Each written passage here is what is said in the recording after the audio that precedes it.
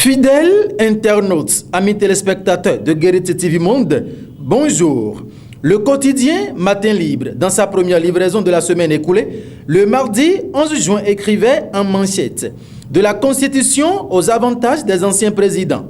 Violation flagrante de Boni Yayi ». Matin Libre écrit « Presque assigné à résidence depuis plus de mois par une horde de policiers républicains, Boni Yayi ne jouit plus de sa liberté d'aller et de venir, alors qu'elle est la plus fondamentale à tout individu dans un état de droit.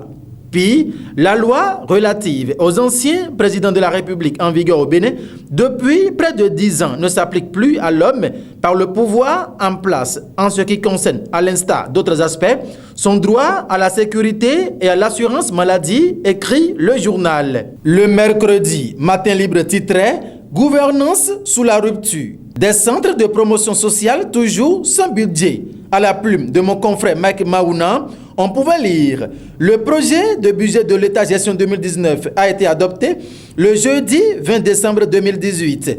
Il est équilibré en ressources et en charges à la somme de 1877,543 milliards de francs CFA contre 1862,918 milliards en 2018, soit une hausse de 0,8%. 6 mois après, à l'instar de plusieurs structures sous tutelle de différents ministères, certains centres de promotion sociale sont à ce jour sans budget, rapporte le quotidien. Autre information, ce mercredi, à la une du quotidien Matin Libre, politique nationale, qui pour diriger l'opposition s'interroge le journal. Dans sa parution, Matin Libre écrit 5 photos des ténors de l'opposition à l'appui. L'opposition au régime Talon est en quête d'un leader. Sans être formellement désigné, l'ancien président Boni Yayi incarnait quelque peu cet idéal. Mais depuis plus de mois qu'il est contraint de rester dans les 4 murs de sa résidence de Kadiehoum, il y a comme un vide qui se fait sentir dans la conduite des activités de l'opposition. Alors, qui pourra jouer ce rôle, se demande le journal. Dans sa 3e livraison de la semaine, Matin Libre met en manchette le jeudi « Absent à Démocratie Day au Nigeria ». Talon confirme les prédictions. Le chef de l'État béninois n'a pas pu être présent à la journée de la démocratie, le mercredi 12 juin 2019. Ce faisant, Patrice Talon n'a fait que confirmer les prévisions et prédictions de certains internautes et observateurs de la vie politique. Selon le quotidien, c'est sous la mandature de Patrice Talon que le Bénin, après 30 ans de démocratie et modèle dans le monde, avec des législatives sans la prise en compte d'aucune liste de l'opposition.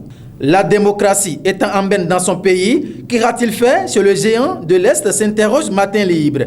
En décidant de rester chez lui, Patrice Talon a accepté porter le chapeau des commentaires et critiques qui découleraient de son option. Sinon, ce qui suscite étonnement est que l'agenda d'un président de la République n'est normalement pas celui du citoyen lambda. Quelle est alors cette urgence de dernière minute? Surtout une urgence nationale qui a dû bouleverser le calendrier de voyage de président Patrice Talon. Plusieurs questions continuent d'alimenter le débat sur l'absence de chef de l'État du Bénin aux côtés de son voisin du Nigeria pour célébrer la journée de la démocratie à l'Esseli Ouoruboro de Matin Libre. À la page 2 du journal jeudi dernier, on pouvait lire « Crise post-électorale au Bénin. Le président Ouattara préoccupé. La tension sociopolitique née des législatives non inclusives avec à l'arrière des mots d'homme, des dégâts matériels et un parlement aux couleurs du pouvoir en place préoccupe le président de la Côte d'Ivoire, Alassane Dramane Ouattara. Dans la journée du mercredi 12 juin 2019, une délégation venant d'Abidjan, de Sapa, a échangé avec le président Patrice Talon et son prédécesseur Yayi Boni. Vers un dégel, doit-on dire, quelle chance pour le président Ouattara s'il est dans la posture de médiateur. Ce qui est sûr, le pas de l'écoute des deux frères vient d'être franchi par le numéro 1 ivoirien et le temps nous édifiera selon le quotidien Matin Libre. Premier forum Togo-Union européenne, secteur agro-business. Rekia Madougou expose les atouts du Togo. Tel est le titre phare de la dernière parution de Matin Libre de cette semaine. Aux côtés des personnalités comme le ministre de l'Agriculture, Noël Koutera Bataka, l'expert de la BAD, Mamoudou Kane, Rekia Madougou a présenté avec maestria les opportunités d'investissement qu'offre le Togo, le changement de paradigme, les projets phares qui permettront aux investisseurs de se positionner dans le secteur agricole et agro-business. La conseillère spéciale du président togolais a exhorté l'auditoire à venir investir au Togo, rapporte le journal. Confidence de Soglo à Matin Libre. Je n'ai jamais voté pour Talon. Une confidence de Soglo que relaie le quotidien Matin Libre. L'élection présidentielle de mars 2016 est rangée au placard, mais elle n'a pas fini de livrer tous ses secrets. Après avoir battu publiquement campagne pour le candidat d'alors Patrice Talon, l'ancien président de la République, Nicéphore Dieudonné Soglo, revient 3 ans après sur cette élection et avoue à Matin Libre n'avoir jamais porté son choix dans les urnes sur le candidat. L'homme n'a pas manqué de souligner que le choix de soutenir Patrice Talon a été fait parce qu'il incarnait dans l'apparence d'une certaine africanité, contrairement à Lionel Zinsou. Mais si Nicéphore Dieudonné Soglo avoue n'avoir pas voté pour Patrice Talon ni Sébastien Adiavon, sur qui a-t-il alors porté son choix lors de cette présidentielle, s'interroge le journal. Le patriarche qui écrit un livre le révélera un jour. Les informations pêle-mêle.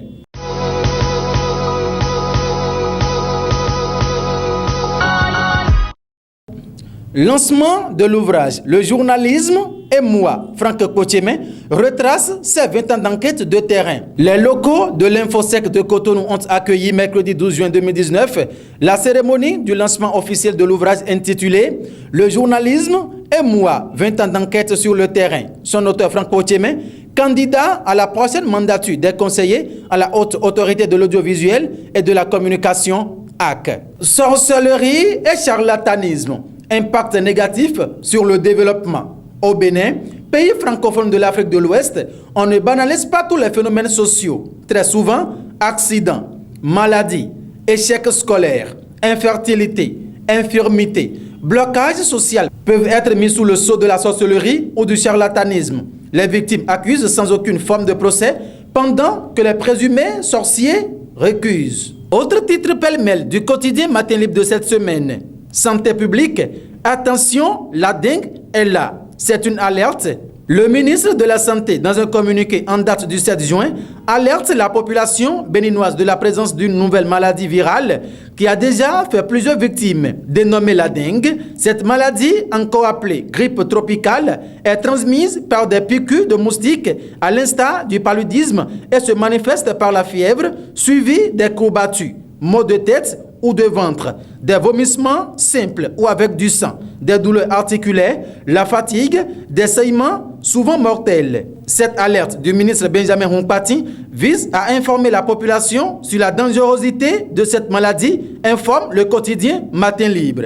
5e congrès ordinaire de l'UNVB, Mounirou Mathieu réélu pour de nouveaux défis. L'Union nationale des vulcanisateurs du Bénin, UNVB, conformément aux dispositions statutaires régissant l'association, a tenu samedi 8 juin 2019 son 5e congrès ordinaire à la Bourse du Travail à Cotonou. À l'issue des travaux qui se sont déroulés en présence du représentant de l'Union nationale, des syndicats des travailleurs du Bénin, UNSTB, les vulcanisateurs ont renouvelé leur confiance à Mounirou Mathieu pour conduire les destinées de l'Union. En page éducation, Matin Libre écrit brevet d'études du premier cycle BEPC 2019. 56,72% de candidats déclarés admissibles. Comme prévu dans le calendrier de gestion des tâches et activités liées à l'examen du brevet d'études du premier cycle BEPC 2019, la proclamation des résultats a été effective ce jeudi 13 juin 2019.